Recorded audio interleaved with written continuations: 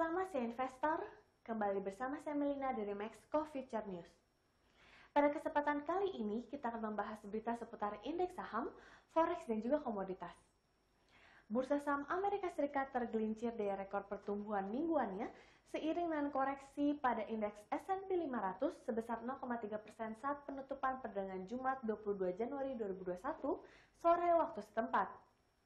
Koreksi terjadi lantaran sentimen pasar tertekan di tengah melonjaknya infeksi COVID-19 di seluruh negara di dunia dengan implementasi program vaksinasi terus dilakukan guna memutus mata rantai penyebaran.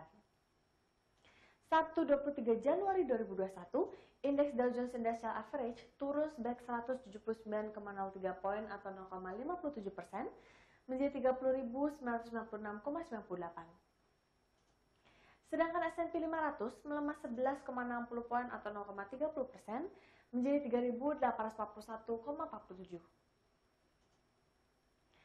Indeks S&P 500 turun untuk pertama kalinya dalam 4 hari dengan kerugian semakin melebar karena laporan bahwa jenis virus baru mungkin lebih mematikan.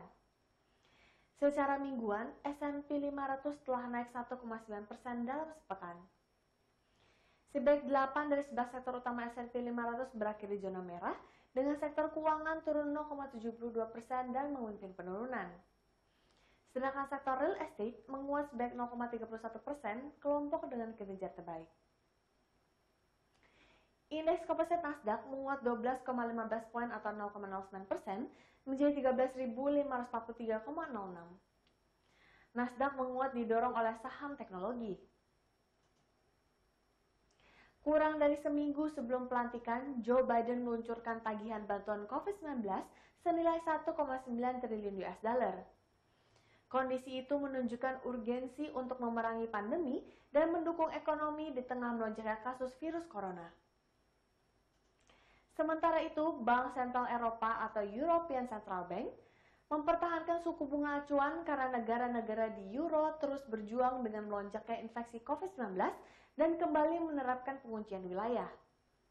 Namun, ECB siap menyesuaikan alat kebijakan moneter jika situasi ekonomi tidak membaik.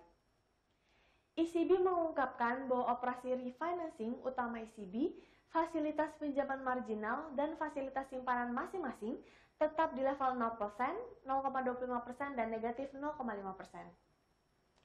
ECB meningkatkan program stimulus besar-besaran pada bulan Desember 2020 guna mendukung pemulihan ekonomi di wilayah tersebut. Program pembelian darurat pandemi diperpanjang hingga bulan Maret 2022 dengan total pembelian obligasi sebesar 1,85 triliun euro. Sedangkan bursa saham Asia mayoritas dibuka menguat pada Senin hari ini di tengah sikap investor yang kini masih memantau perkembangan virus corona di Asia maupun di dunia. Hanya indeks Shanghai Composite China yang dibuka di zona merah pada hari ini, yakni melemah tipis 0,04%. Sedangkan sisanya dibuka di zona hijau. Contohnya indeks Nikkei Jepang dibuka menguat 0,24%, Hang Seng Hong Kong melesat 0,78%, Straits Times Index Singapura tumbuh 0,13%, dan Kospi Korea Selatan terapresiasi 0,2%.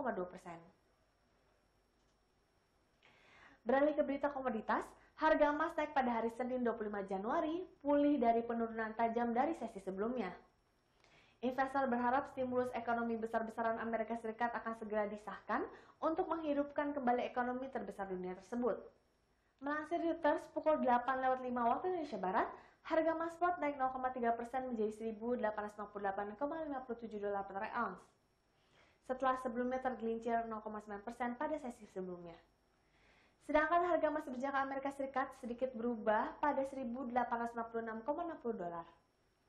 Pemerintahan Presiden Joe Biden dan anggota parlemen dari Partai Demokrat dan Republik yang membahas bantuan virus corona baru senilai 1,9 triliun US dollar pada hari Minggu sepakat bahwa prioritas paling penting adalah memproduksi dan mendistribusikan vaksin secara efisien. Komite Keuangan Senat Amerika Serikat pada hari Jumat dengan suara bulat menyetujui nominasi Janet Yellen sebagai Menteri Keuangan wanita pertama. Pertanda Yellen akan dengan mudah memenangkan persetujuan penuh pada Senat hari Senin. Yellen pada sidang konfirmasi pekan lalu mendesak anggota parlemen untuk mengalokasikan biaya besar untuk bantuan virus corona, menambahkan bahwa manfaatnya lebih besar daripada biaya beban utang yang lebih tinggi. Emas dianggap sebagai lindung nilai terhadap inflasi, kemungkinan besar berasal dari stimulus yang meluas. Kasus virus corona global meningkat menjadi lebih dari 98 juta karena negara-negara terus bekerja dengan kecepatan vaksinasi. Di tempat lain, Federal Open Meeting Committee dijadwalkan pada 26 hingga 27 Januari. Permintaan emas fisik meningkat pekan lalu menjelang tahun baru Imlek yang mendorong pembeli di China dan Singapura. Sedangkan harga minyak dunia turun karena terbebani oleh kenaikan persediaan minyak mentah Amerika Serikat serta kekhawatiran lockdown baru di China yang akan menekan demand bahan bakar minyak. Mengutip CNBC, Senin 25 Januari 2021, minyak mentah berjangka Brent turun 69 sen menjadi menetap di harga 55,41 dolar Amerika Serikat per barrel. Sedangkan minyak West Texas Intermediate Amerika Serikat turun 86 sen atau 1,6% ke harga 52,27 dolar Amerika Serikat per barrel. Persediaan minyak mentah Amerika Serikat secara mengejutkan naik 4,4 juta barrel dalam seminggu terakhir. Harga ini dibandingkan ekspektasi yang diproyeksikan turun 1,2 juta barrel. Jumlah rig minyak dan gas alam di USA bertambah selama 9 minggu berturut-turut di tengah harga energi yang lebih tinggi selama beberapa bulan terakhir. Perusahaan jasa energi Baker Hughes mengatakan pada hari Jumat, jumlah keseluruhan masih di bawah 52% dari tahun lalu. Memulihkan permintaan bahan bakar di China mendukung kenaikan pasar akhir tahun lalu. Sementara Amerika Serikat dan Eropa tertinggal, tetapi sumber dukungan ini memudar karena gelombang baru kasus COVID-19 telah memicu pembatasan baru. Perjalanan di jalan raya Amerika Serikat turun 11% pada bulan November, dan penurunan yang lebih tajam terjadi selama Oktober karena kasus virus corona meningkat. Pelaku industri minyak dan gas masih menunggu momentum tepat untuk berinvestasi dan berekspansi. Mereka menunggu harga minyak dunia paling tidak tembus 60 dolar per barrel. Harga minyak mentah jenis West Texas Intermediate maupun Brent masih fluktuatif di kisaran level 50 dolar per barrel. Biarpun belum mencapai level harga yang diinginkan, Asosiasi Perusahaan Migas Nasional menilai tren harga di atas 50 dolar sejak awal Desember 2020 merupakan sinyal yang positif. Sekian berita seputar indeks saham, forex, dan komoditas untuk hari ini. Saya Melina pamit undur diri, terima kasih dan sampai jumpa lagi.